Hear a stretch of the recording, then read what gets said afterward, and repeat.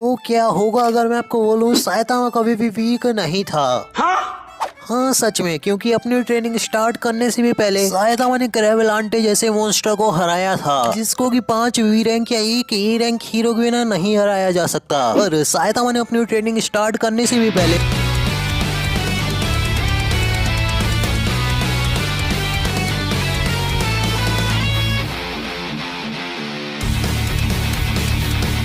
और आज हम साइतामा की इसी जर्नी को देखने वाले हैं कि कैसे वो बना एक वीक ह्यूमन से एक गॉडली कैरेक्टर, और शायद इसी के बीच में आपको साइतामा की पावर्स का राज भी पता चल जाए।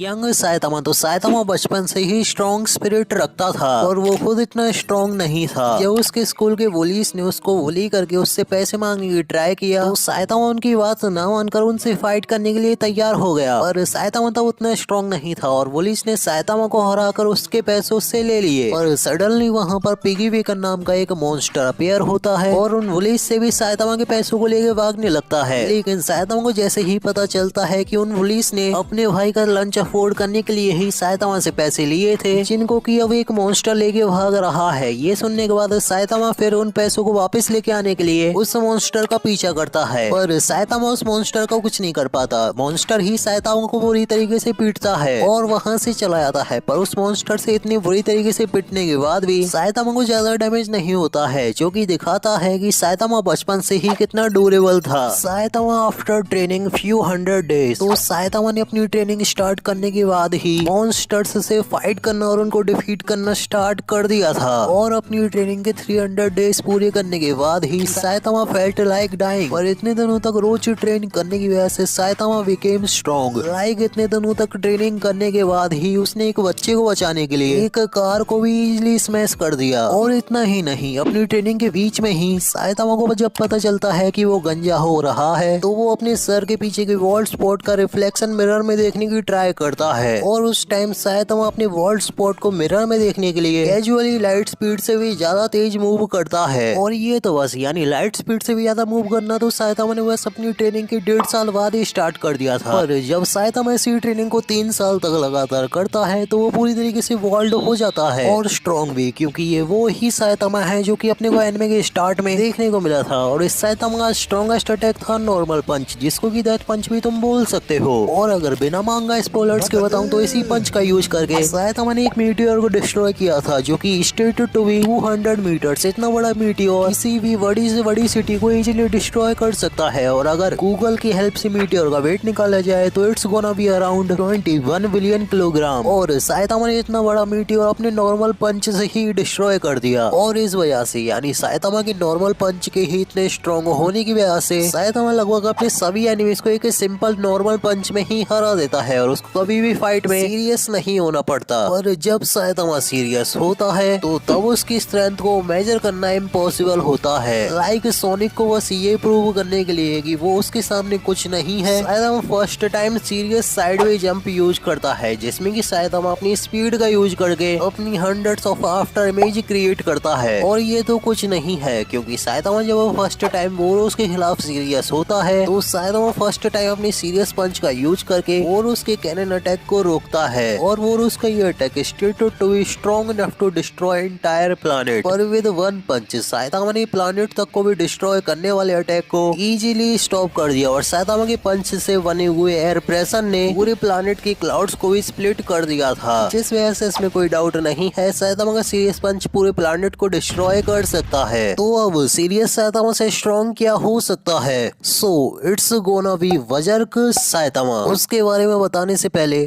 क्यों नहीं हो रही पढ़ाई?